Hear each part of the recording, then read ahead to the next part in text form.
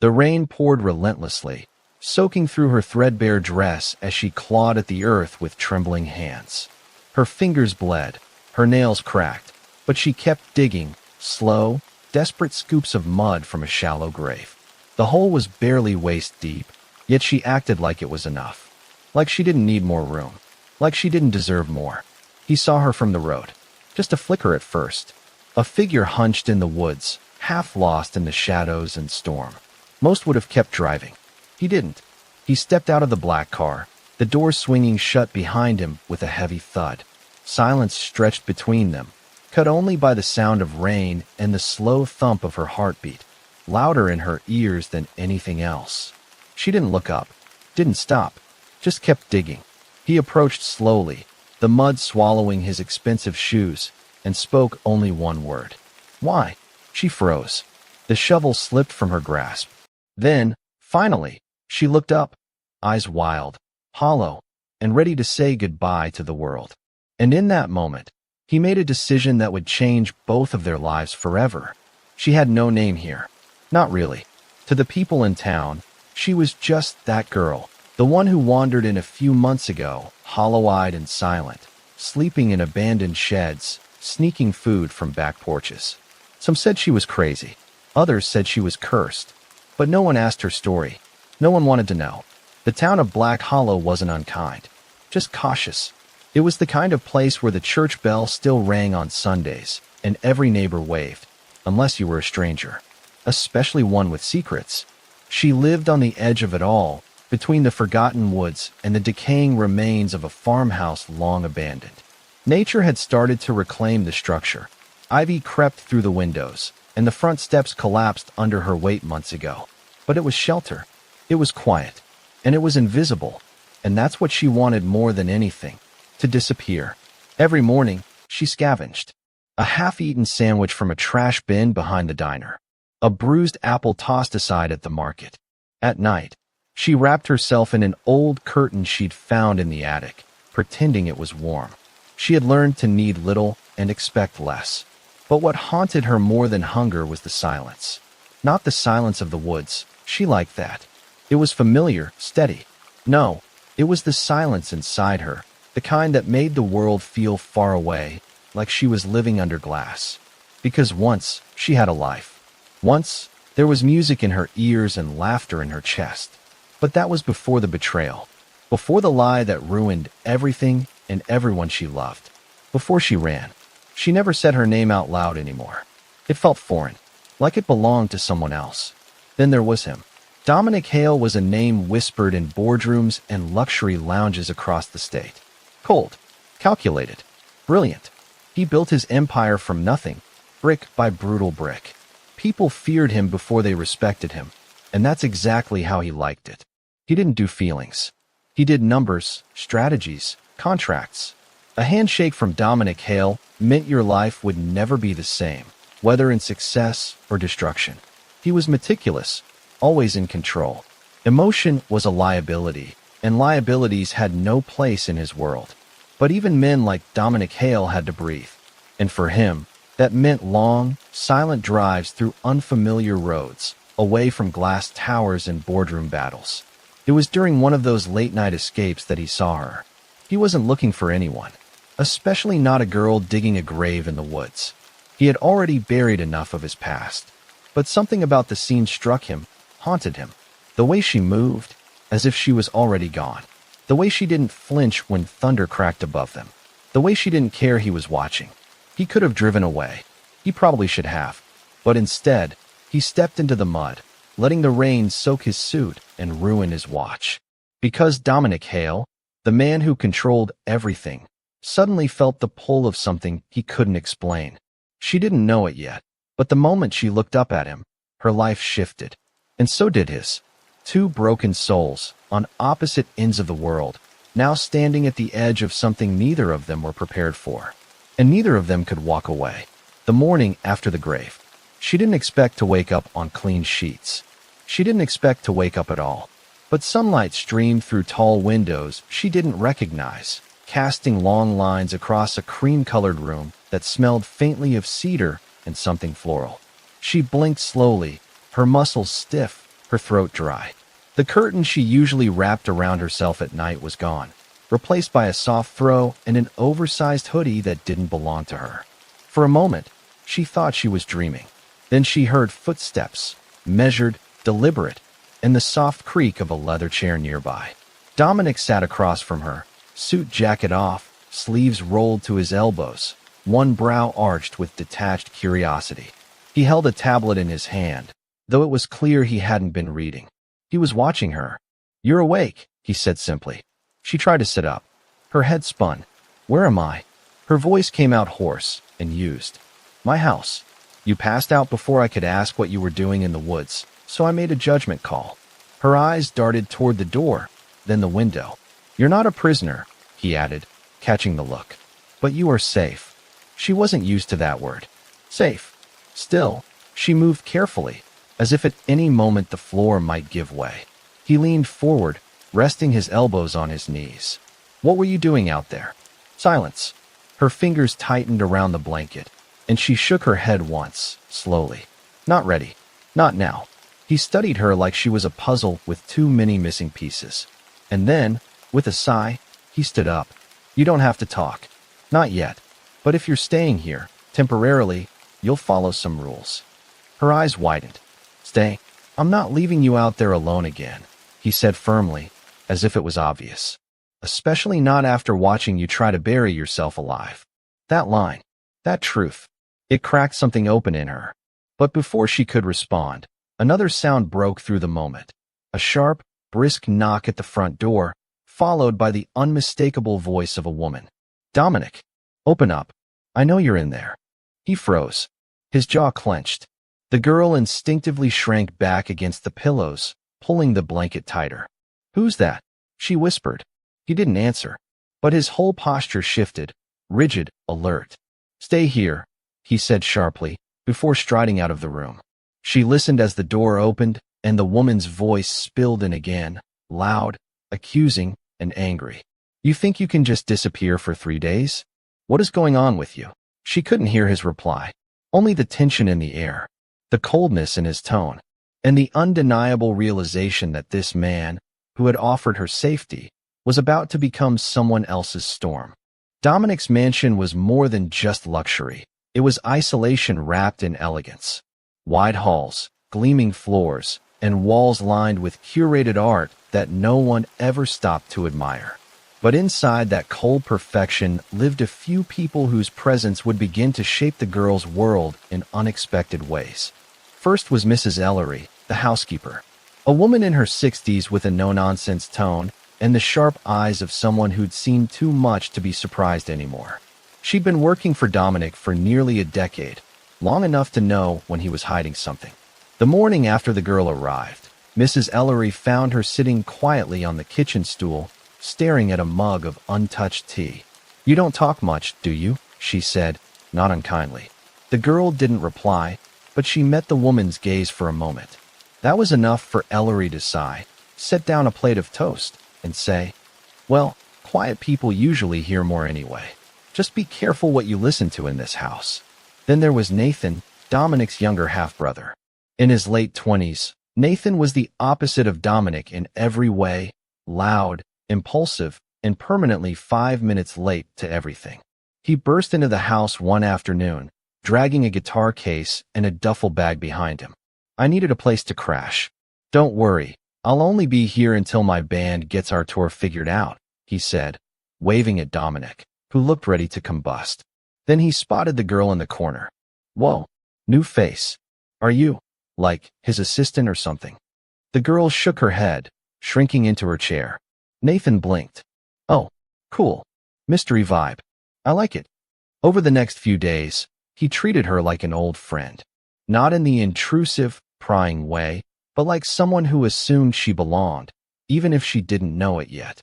He played songs in the living room that he swore were genius, offered her junk food with a grin, and tried to guess her name every time she walked in. "Is it Rose? You look like a rose." She never corrected him. And quietly in the background was Clara Morgan, Dominic's on-again, off-again business associate, an icy strategist with sharp suits and sharper eyes. She had a knack for showing up uninvited and a deeper connection to Dominic than either of them cared to explain. One evening, she spotted the girl dusting the edge of a bookshelf and pulled Dominic aside. "You're hiding something," Clara whispered, her eyes cutting to the girl. "She's not a stray you found. She's a secret you're not ready to tell." Dominic didn't reply. He didn't deny it either. These people, each carrying their own truths, their own scars, began to orbit around the girl in quiet ways. Not all of them kind, not all of them safe. But with each interaction, the once invisible girl started to matter little by little. And for the first time in a long time, her life wasn't just her own. She had planned to disappear again. Even with the warm food, the clean clothes, and the roof over her head, the unease never left her. Safety felt temporary, like the calm before a storm. She didn't belong in Dominic Hale's world, and every day she stayed, the risk grew. The risk of being seen, found, remembered. So, one night, while the house slept and the storm clouds held their breath, she crept down the marble staircase with a backpack stolen from the guest room, filled with nothing but a bottle of water, a pack of crackers, and the hoodie he'd given her. She made it as far as the gate. It was locked. She rattled it, hoping for luck. Nothing. She tried climbing, but the metal was too slick from the drizzle, and her hands too weak. Then a voice cut through the dark. "Where are you going?" She turned.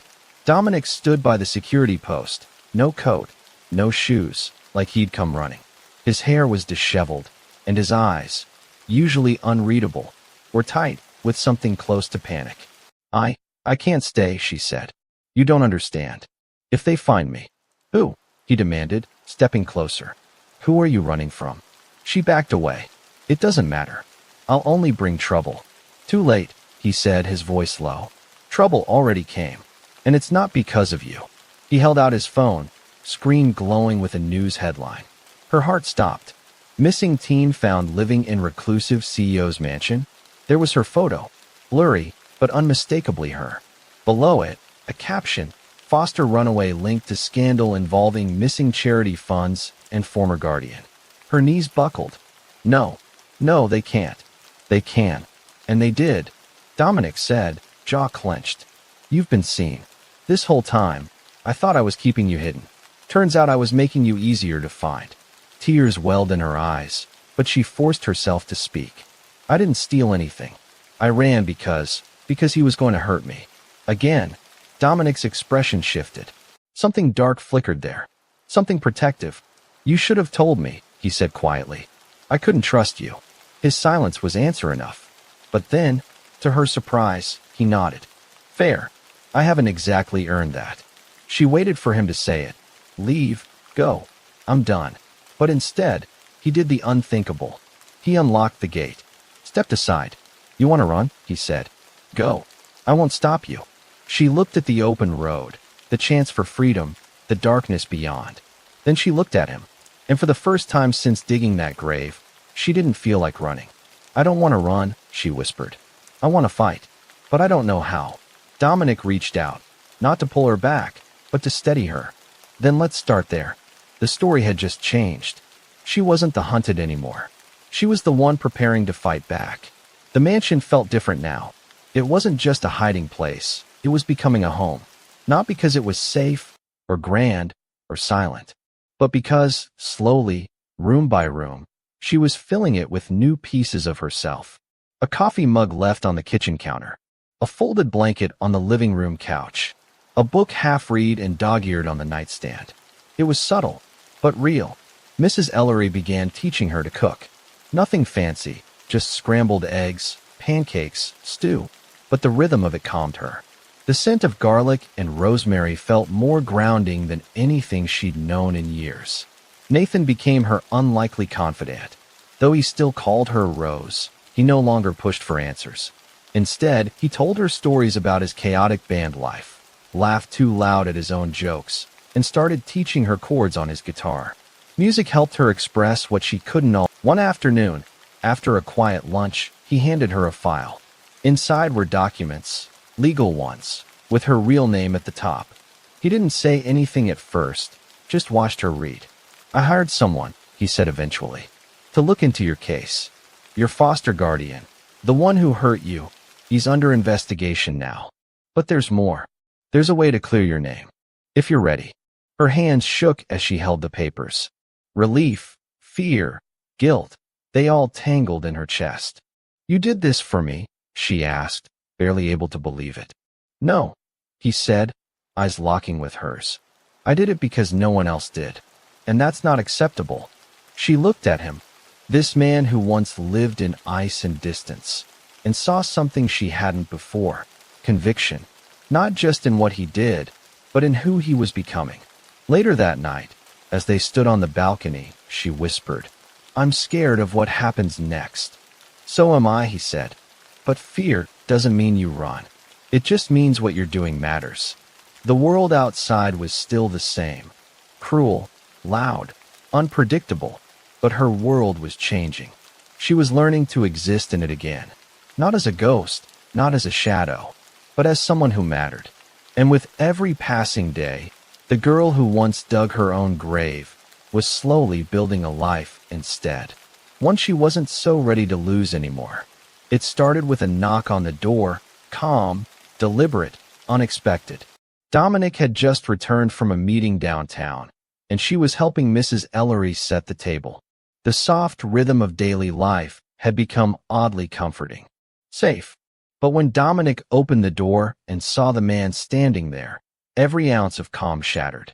Tall, sharp suit, an easy smile that didn't reach his eyes. Mr. Hale, the man said, flashing a badge. Detective Harris, mind if I come in? Dominic didn't move. What is this about? The detective glanced past him. His gaze landed on her. Her, he said plainly. She's not who you think she is. Her blood turned to ice. Dominic stepped in front of her, voice cold. You're mistaken. But the detective didn't back down. Instead, he reached into his jacket and pulled out a thin folder. He opened it slowly, letting the contents speak louder than any accusation. Photos, documents. One, in particular, made Dominic's jaw tighten. It was her, with the man who raised her. Smiling, arm around him. But it wasn't a photo of fear or control. It was warm, happy, except she didn't remember it that way. She couldn't remember it that way. What is this? She whispered, stepping forward. That man you claim abused you? Harris said. He was your legal guardian, yes. But also your uncle, and a respected philanthropist. Before he died 2 weeks ago, he made a statement, under oath, saying he was trying to protect you. From yourself. Her legs nearly gave out. Dead, she breathed. Harris nodded. Car accident. 2 weeks ago. You didn't know? She shook her head. Her mind was spiraling. Here's the twist. The detective continued, flipping the page. There's no record of abuse. No witnesses. No calls. What we do have is evidence suggesting you forged financial documents and tried to move thousands of dollars out of his account days before you vanished. No, she said louder now. That's not true. I didn't. He hurt me. He kept things from me. I was going to tell. That's why I left. Dominic stepped forward, his voice cutting through the tension. You think she did this? I think, Harris said slowly, that someone's lying. And if you don't want to be complicit in hiding a fugitive, you'll cooperate. After the detective left, with a warning to expect a court summons, she sat in the living room, staring at the photo again. Her mind reeled. She remembered fear, pain. But that smile in the picture, it didn't match. It confused her. I'm not crazy, she whispered. Dominic sat beside her, slowly. I believe you. But what if I don't even remember the truth? He didn't answer right away. Then, gently, he said, then we find it. Together. The foundation beneath her cracked. Nothing was as it seemed. The man she feared was dead. The truth might be more tangled than she ever imagined. And for the first time, she wasn't sure if she was a victim or the villain of someone else's story. She didn't sleep that night. The photo burned into her thoughts. The smile she didn't remember, the warmth she never felt. Her uncle dead, gone before she could confront him, gone before the truth could be forced out of the shadows. The house felt colder, quieter. Even the walls, once silent companions, now felt like they were whispering doubts. She wandered the halls until morning, a ghost in borrowed clothes. Dominic, meanwhile, had locked himself in his office, reviewing every shred of information his private investigator had gathered. He didn't speak to anyone, didn't eat, didn't sleep. He wanted to believe her, needed to, but the evidence didn't lie. Either someone had gone to great lengths to rewrite the past, or she had. And that was the part that terrified him most. Not the idea that she could be dangerous, but that she might be broken in ways neither of them understood yet. Mrs. Ellery handled it the way she handled everything, with quiet order. She made breakfast. She cleaned the linens. She scrubbed the same kitchen tile 3 times in an hour. But her face was pale, her lips tight. When the girl walked into the kitchen, Ellery didn't look at her the same. "Is it true?" she asked gently. "Did you lie about him?" The girl's throat closed. "I don't know." And that was worse than yes or no. It was uncertainty. It was rot. Ellery turned back to the sink. "If you find the truth, girl, be brave enough to face it." Nathan was the only one who didn't treat her like glass. He found her on the back steps, curled up with her arms around her knees, eyes raw from crying.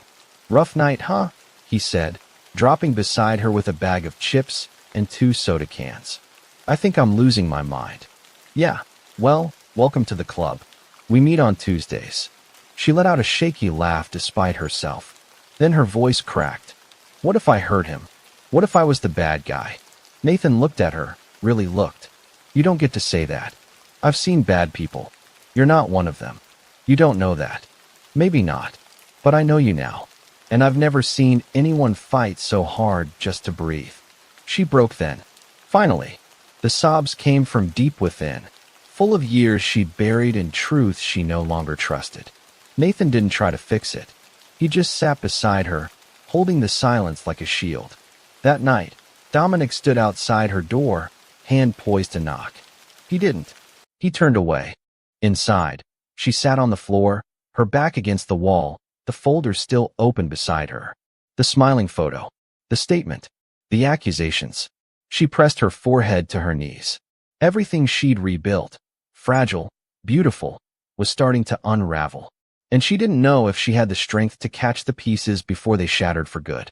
She stayed in her room for 3 days. No one pushed her. No one knocked. But on the 4th morning, something changed. She woke to the sound of rain tapping against her window.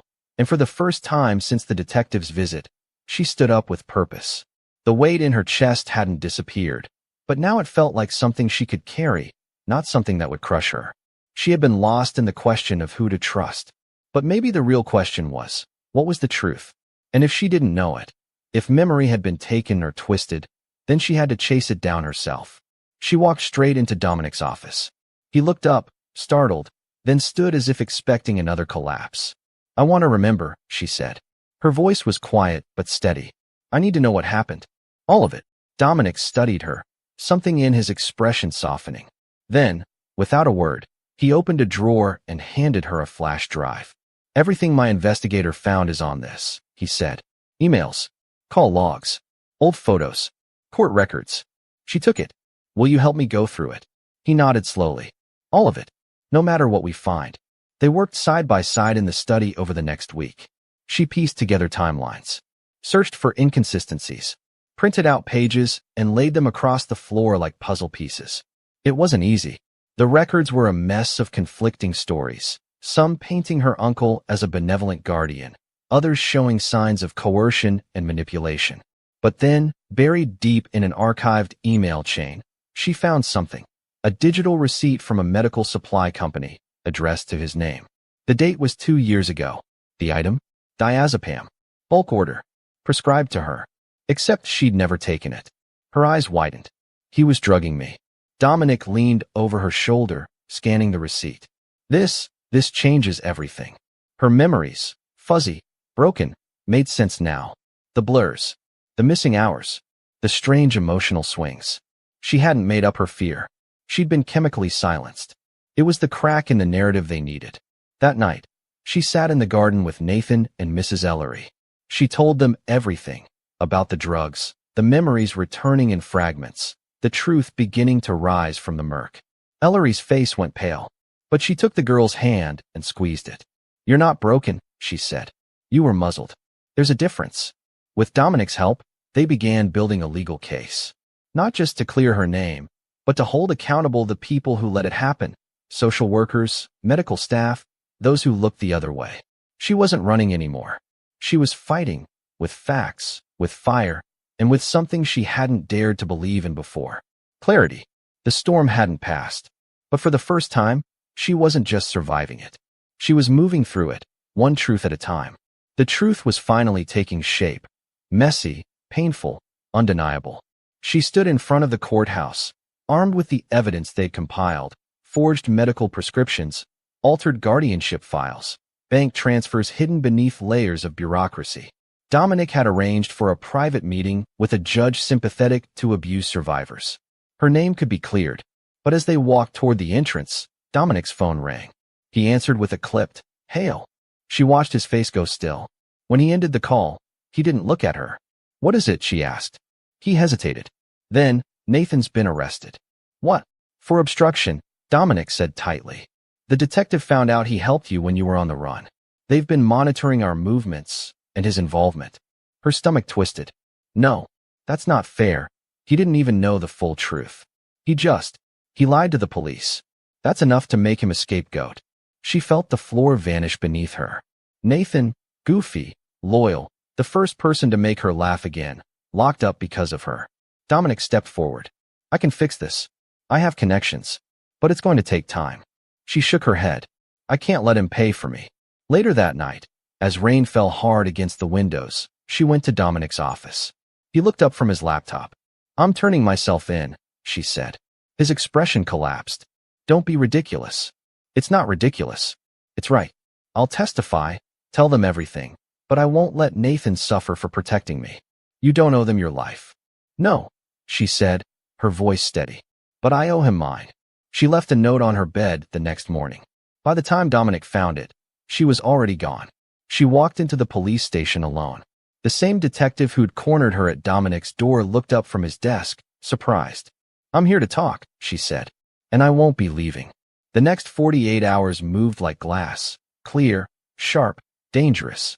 She confessed everything: the memories, the gaslighting, the drugs, the photos. She handed over the files, named names, told them where to find the proof. She expected to be arrested. She expected cuffs, holding cells, more silence. But what she didn't expect, what broke her more than anything, was the betrayal that came after. When she asked if Nathan would be released, the detective said, "That's not up to me." "What do you mean?" "I cooperated." He raised a brow. "You handed us a tangled mess of hearsay and old receipts. It might help your case, but it doesn't clear anyone else." Not yet. She'd given them everything. And still, it wasn't enough. That night, alone in the holding room, she stared at the steel wall across from her and whispered, "I did the right thing." But in her heart, a deeper truth echoed back. Sometimes, the right thing still costs you everything. And in choosing justice, she had sacrificed the only family she'd found. The walls of the holding cell were closing in. Time was no longer her ally. Every tick of the clock was a reminder that Nathan was still behind bars, and the case, her case, was slipping out of her hands. She'd offered the truth, but it wasn't enough. There were still too many gaps. Too many lies buried too deep for the system to root out in time. And Nathan, he was paying the price. Every lawyer who'd looked at her case told her the same thing. It would take months to unravel. But she didn't have months. She had hours. The court date was set for tomorrow morning. And if she didn't act now, everything they had worked for, every shred of evidence they'd fought to gather, could collapse. She needed one more piece of the puzzle. One final push. Dominic had been working behind the scenes, pulling strings she hadn't even known about. Lawyers, investigators, private sources. He was relentless in his pursuit of the truth. But now, she knew the truth wasn't enough. She had to act on it herself. She had learned everything she could about her uncle's will, his assets, his connections, the people who had enabled him to escape justice for so long. She had a list, a final trail to follow, and it led straight to the heart of the conspiracy. In the darkened cell, she went over the plan in her mind, again and again. She couldn't rely on anyone else to do it for her anymore. She had to take the risk herself. She could see it now, where the files were hidden, who had the missing records, what she needed to expose it all. She would do what they couldn't. She would get the proof. And in doing so, she'd make sure Nathan was free. The morning of the trial came too soon. Dominic visited her early, but his face was a mask, his usual calm composure faltering beneath the weight of what lay ahead. "They're not going to let you out, you know," he said, his voice tight with frustration. "We've been through every angle. This isn't your battle anymore." "I don't care," she snapped, her voice sharp, desperate. "You don't understand. If I don't do this, Nathan's gone. He'll rot in there. He'll pay for something I did." Dominic's eyes hardened. "Then what are you planning?" "I'm going to finish this. The right way? I'll find the one person who can put everything in motion. I'm not waiting for the court to decide. I'm not waiting for anyone else to fix this."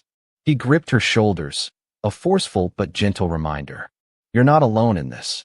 Don't do something you'll regret." But she wasn't listening. She was already focused, eyes locked on the final steps of her plan. The clock was ticking. The trial would start in less than an hour. The pressure was unbearable, but she didn't let it show. Her mind raced with the details, the evidence she needed, the risks she was about to take. And as the last moments of calm settled around her, she knew this was her final shot. If she failed now, she might never get another chance. In that instant, she realized just how much was riding on the next few hours. It wasn't just her future. It was Nathan's, and maybe even the chance to make sure no one else suffered the way she had. The countdown had begun, and there was no turning back. The courthouse was suffocating. Every step she took felt heavier, the weight of everything she'd fought for bearing down on her chest. She could hear the faint hum of conversation, the shuffle of papers, but her mind was focused only on one thing, one person. Nathan. He was counting on her. Dominic was beside her, his silence a reminder of the fragile line they were walking. He had already made arrangements to get Nathan released, on paper, at least.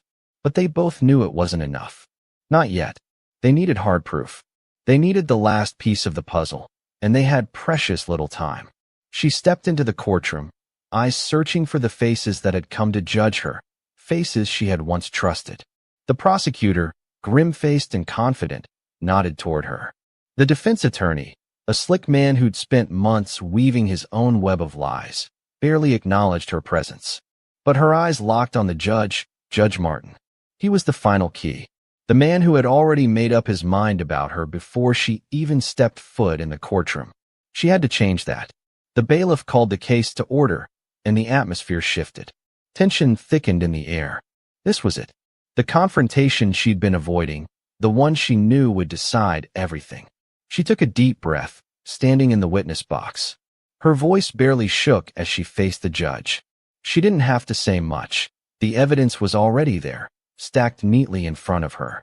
The photo of her uncle's smile, the receipts for the drugs, the emails detailing the manipulation. She had prepared herself for this moment, but now, with all eyes on her, her heart beat wildly in her chest. But then, before she could speak, the door slammed open. It was Nathan. Her breath caught in her throat as he was led into the courtroom, his handcuffs clinking softly with each step. His eyes scanned the room, searching for her, and when he found her, his expression softened. He was free. He was finally free. But the battle wasn't over. The prosecutor moved first. "Your Honor, we have new evidence from the defendant herself." She cut him off, her voice rising with urgency. "No." She faced Judge Martin, her gaze steady. "It's not just about me. It's about the people who let it all happen. The ones who let my uncle control me, silence me. The ones who are still out there." The courtroom fell silent. Her heart raced, but her words were clear. "This isn't just my fight. Nathan is the one who protected me when I couldn't protect myself. And he shouldn't be here."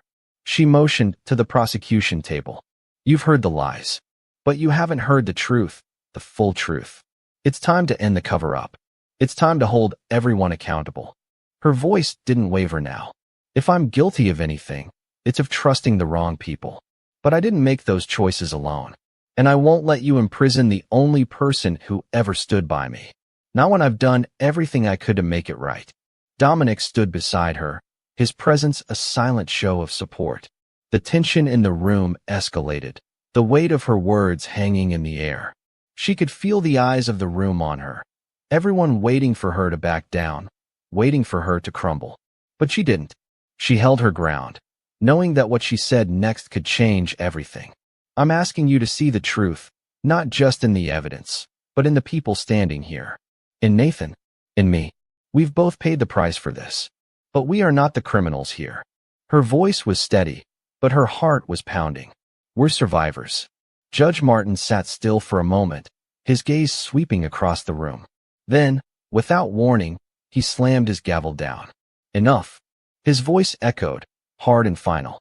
The courtroom grew still, every person holding their breath. You've made your case, he said, his tone softening. And so have you. He looked directly at Nathan. Case dismissed. You're free to go.